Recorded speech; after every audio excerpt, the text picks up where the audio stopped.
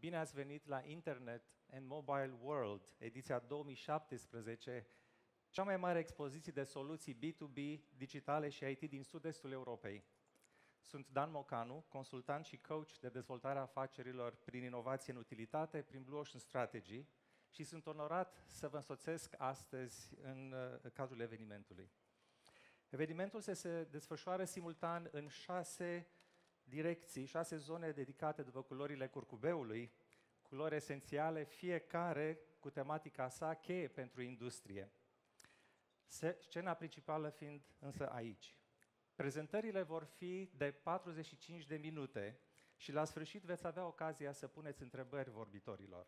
Vom avea pauze de networking de 30 de minute între 11:45 și 12 și un sfert și între orele 16 și 16:30, cu pauza de prânz între 13:30 și 14:30. La început, un cuvânt despre inovație. În 2003, lucrând la Microsoft în Silicon Valley, aveam smartphone, iar în anul 2002 am avut chiar tabletă. De ce a captat Apple oceanul și nu Microsoft? Inovația lui Microsoft a fost în tehnologie și a fost înaintea inovației în utilitate. La Kodak lucrurile au fost invers. Inovația în utilitatea lui Kodak a rămas în urma inovației în tehnologie, când practic fiecare dintre noi, sofisticat sau nu, a devenit fotograf. Profesorii Kim și Moborn de la INSEAD, creatorii Blue Ocean Strategy, modelul meu preferat de strategie, spun bine: mulți inovatori în tehnologie eșuează să creeze sau să capteze oceane albastre, confundând inovația cu inovația în utilitate. Deci, a inova sau a inova în utilitate? Aceasta este întrebarea. Tematica evenimentului este spectaculoasă, cu prezentări făcute de cei care fac jocurile în industrie, de vizionari, pasionați de tehnologie, strategi și filozofi. Poate întrezărim și următorul ocean albastru în aceste zile. Doresc să mulțumesc în mod special tuturor susținătorilor evenimentului Internet and Mobile World și în special partenerului nostru principal, deja cu tradiție, Telekom. Îmi face o deosebită plăcere să ofer cuvântul lui Mihai, Cima, managing partner Universum, organizatorul și inițiatorul acestui eveniment. Bine ai venit! Bună ziua și bine ați venit, după cum zicea și Dan, la cea de-a 6-a ediție a IMWorld. După cum ați văzut și în conceptul evenimentului, ne pregătim de o invazie digitală. Nu suntem noi cei care începem invazia digitală, ea a început cu multă vreme înainte și în România. Vedeți cum online-ul și digitalul schimbă foarte mult produse, servicii și chiar business-ul în totalitate. Și asta vom vedea în cele 2 zile de eveniment. Ce este IMWorld? IMWorld este o expoziție și o conferință. Zona de expoziție pe care o vedem în spate are undeva la 120 de expozanți și prezintă 2300 de soluții de business. Tot în eveniment găsiți și zone de networking, o zonă centrală de innovation area. Pe zona de conferințe, pe lângă main stage, mai sunt încă 5 scene, fiecare cu conținut specific. Pe partea stângă avem zona de digital and e-commerce, zona de marketing and innovation, scena de marketing innovation. Pe partea dreaptă avem zona de stage-ul de security și de developer stage. Și în partea din față, zona de enterprise solution stage. Pe aceste scene vor urca în cele 2 zile 140 de speaker care vor susține undeva la 120 de sesiuni de workshop-uri și de prezentări. Foarte important în zona de prezentări este că noi în fiecare an aducem un aport de know-how internațional, să zic așa. Sunt speaker internațional, 50 la număr, am ajuns la ediția asta, pe care îi aducem cu efort propriu. Ne pregătim pentru evenimentul ăsta cu 12 luni înainte. Și sunt speaker care de obicei vin cu studii de caz, cu lucruri care au funcționat în exterior și pot fi luate ca exemplu pentru orice piață din Europa și din lume. În momentul ăsta, pe site-ul evenimentului s-au înscris prin platforma MyConnector, că putem ști exact câți oameni sunt. Sunt undeva, erau mai devreme, undeva la 13.124. Este un număr record de vizitatori. Deci, cumva pot să zic că piața din România e pregătită pentru această revoluție digitală. Pe acești 13.124 așteptăm în cele 2 zile. Încă o scurtă idee despre IMWorld. În fiecare an acest eveniment a crescut cu undeva la 30% pe zona de participanți, dar și pe zona de vizitatori. Ce o să facem anul viitor? O să creștem foarte mult pe zona de calitate. După cum ziceam, implicarea noastră este în zona de know-how și de content și vom aduce publicului speaker foarte bine pregătiți în acest sens. Mulțumesc frumos! Mulțumesc, Mihai! În continuare am onoarea de a da cuvântul excelenței sale, doamnei profesor Doina Banciu, reprezentantul Ministrului Comunicațiilor. Doamnă! Bună dimineața, onorată asistență! Am onoarea de a prezenta astăzi mesajul domnului Iulian Șova, Ministrul Comunicațiilor și Societății Informaționale, care, din motive absolut independente de voința sa, nu poate participa la acest eveniment de deschidere. Toată lumea recunoaște că informatica și societatea informațională există peste tot. Manifestarea care se deschide astăzi are deja tradiție în România, iar în acest an, prin tematică, structură și firmele participante, ca de altfel și în anii precedenți, se înscrie în tematici de largă deschidere europeană și mondială. Agenda europeană, I2020, ca și agenda națională pentru România digitală, conține teme pe care dumneavoastră le veți dezbate aici. Veți vorbi, așa cum am văzut din programul dumneavoastră, despre Smart City, veți vorbi despre Cyber Security, veți vorbi despre e-learning, despre realitate virtuală, deci iată cuvintele cheie ale societății în care noi astăzi trăim. Fără îndoială că tot ce se întâmplă aici nu poate fi realizat fără inovare, cum spunea înainte antevorbitor, prezentatorul emisiunii, dar foarte important este să existe și interconectarea. Adică internet peste tot, pentru că nu putem vorbi de B2B sau B2C dacă utilizatorul final, fie că este vorba de firmă sau de cetățean, nu are acces facil, prietenos, la un internet de mare viteză. În acest context, Ministerul Comunicației și Societății Informaționale a deblocat în august acest an un proiect de largă deschidere, nu numai pentru comunitatea urbană, comunitățile urbane ale României, dar și pentru comunitățile rurale. La sfârșitul anului 2018 este vorba de proiectul RoNet.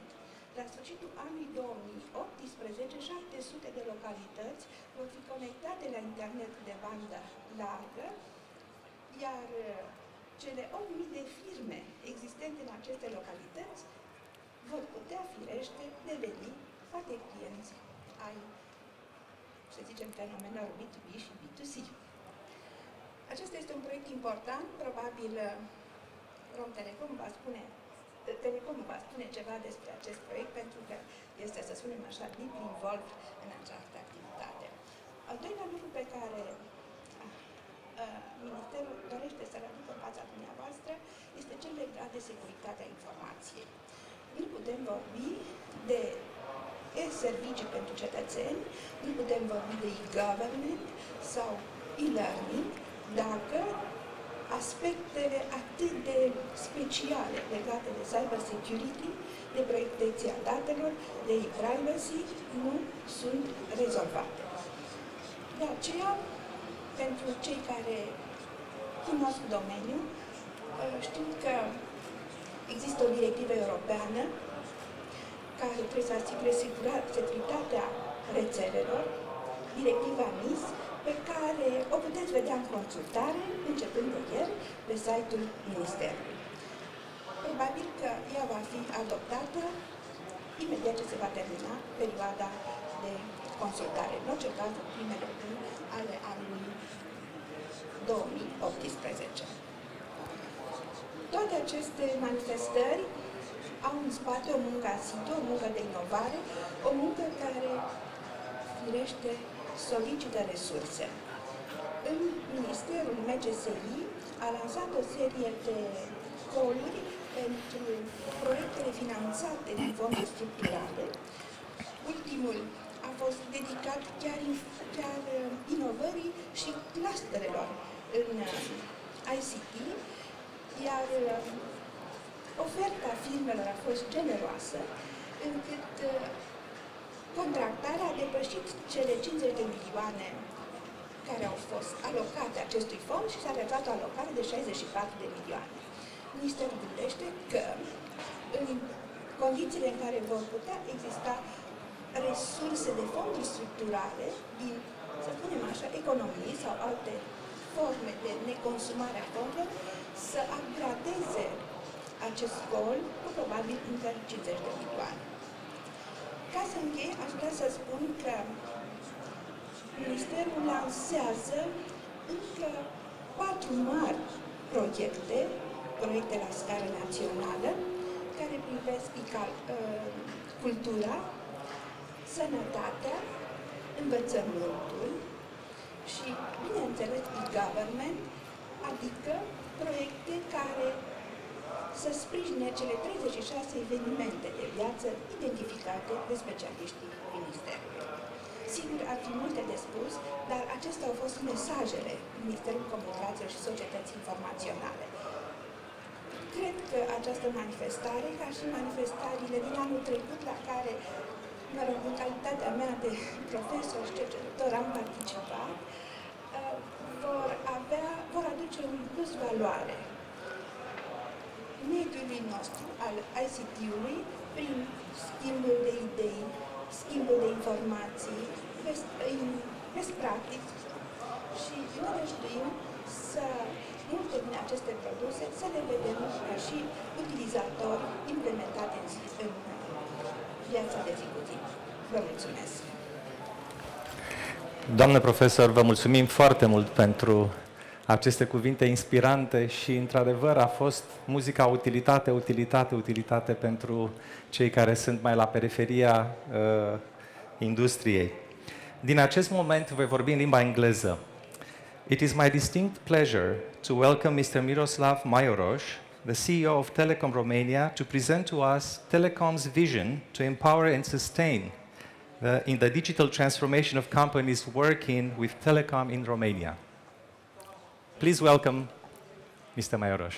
Thank you very much. Ladies and gentlemen, dear guests, first of all, I'm very happy to be here again after last year, and I'm very happy that our company, Telekom, supports this very important exhibition and event and conference. And, well, the question is why we are here, why you are here.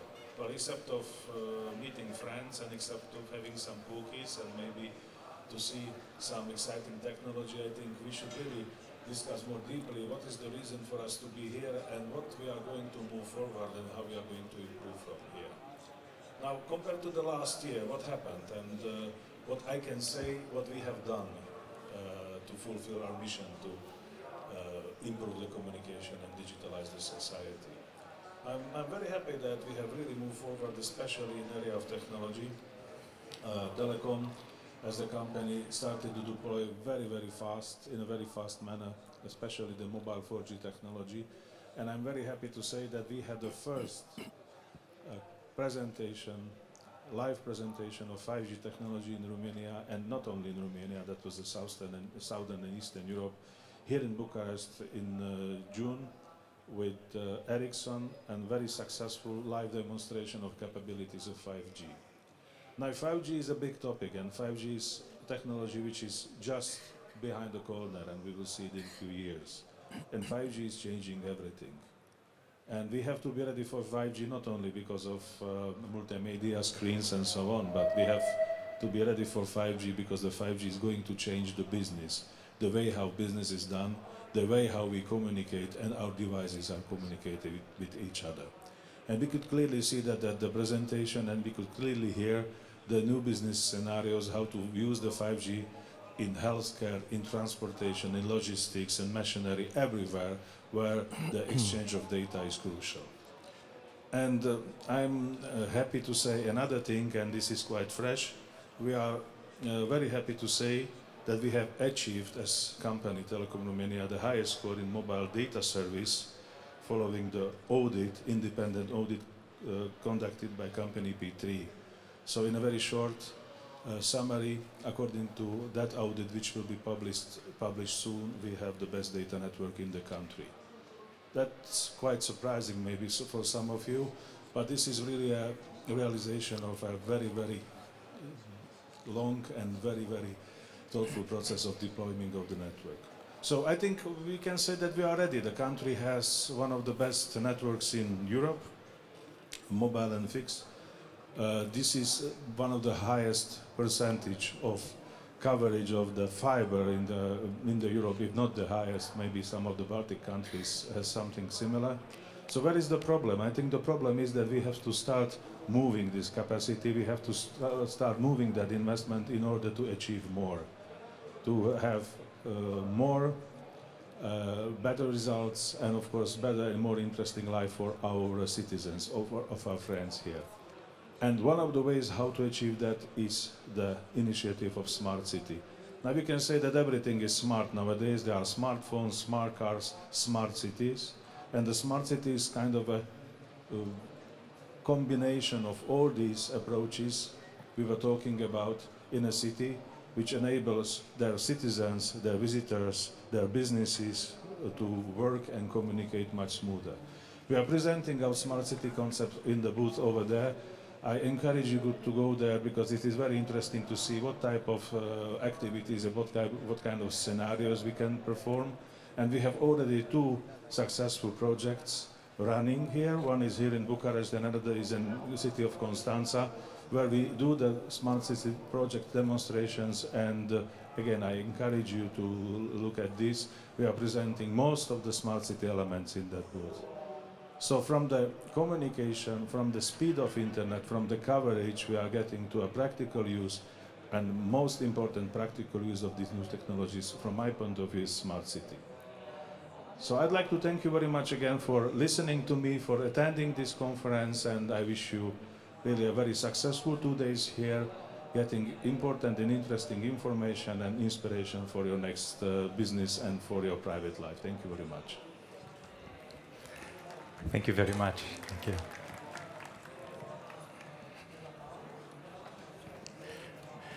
I'm a big fan of Star Trek, and one of the fiercest and most potent enemy is the Borg, who had cybernetic implants and is allowing to see and to experience things and do things that no human can.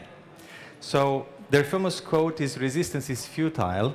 Perhaps Neil is here to ease us into the future and maybe come to the questions, is resistance futile?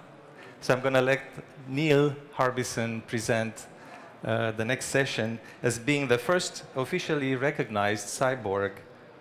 Neil? Well, thank you first for inviting me to Romania. It's the first time I'm here, so I'm excited to be in a new country. Yeah, I'll be talking tomorrow about becoming a cyborg. Many people have a wrong impression, I think, of what a cyborg is.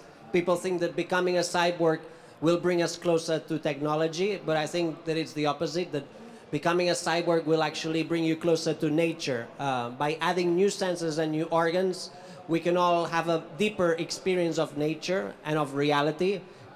Merging with technology can also bring us closer to space, so that we can explore space without having to physically go there. And also merging with technology can bring us closer to other animal species, because if we add senses and organs that other species have, then we'll share senses and experiences with other animals and species. So I believe that becoming a cyborg will help us become closer to reality, to nature, and to other species, not to machines. I don't think that becoming a cyborg will isolate us from reality, but the opposite. So I would tomorrow encourage all of you to become cyborgs, and I'll put some examples of ways you can add senses and organs. for thousands and thousands of years, our species has been designing the planet in order to survive. We've been changing the planet in order to survive, and I think this is wrong. We should start designing ourselves in order to survive. Instead of creating artificial light, for example, we should all have night vision so that cities can be dark, and we wouldn't have to spend so much energy creating artificial light in order to see at night. So when it's night, cities would be completely dark, and then we would be able to see if we had night vision.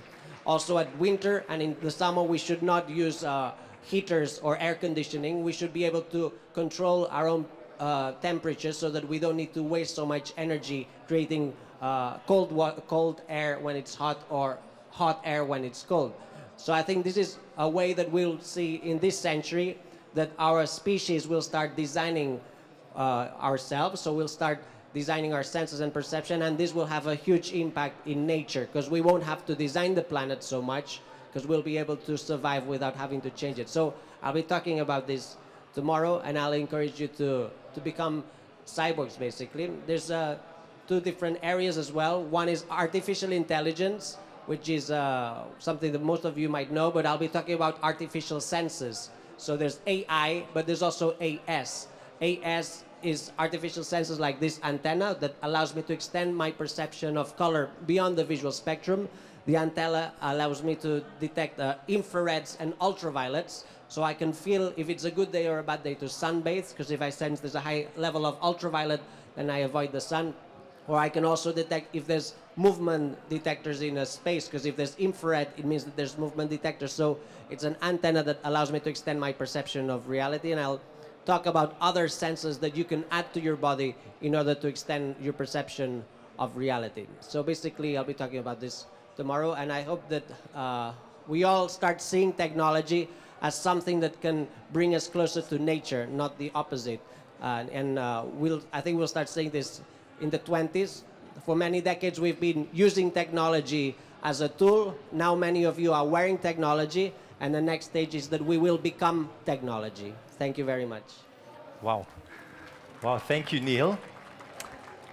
Our next speaker is Justin Lyon. He's the CEO of Cyborg, one of the world's leading experts in artificial intelligence and simulation technology.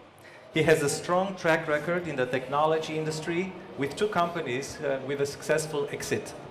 He used advanced data analytics and artificial intelligence simulation platforms to model some of society's most complex problems.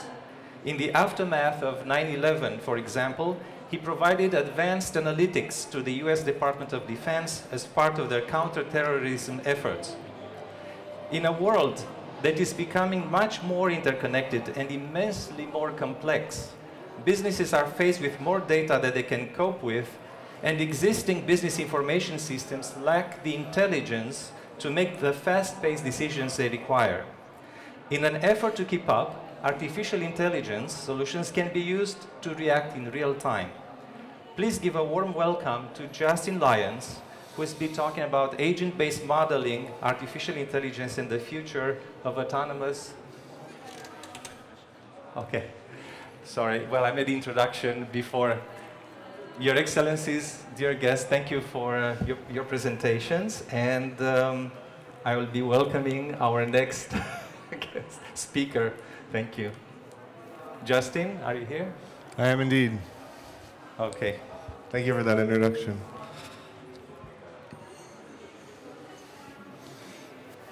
How's everyone doing today?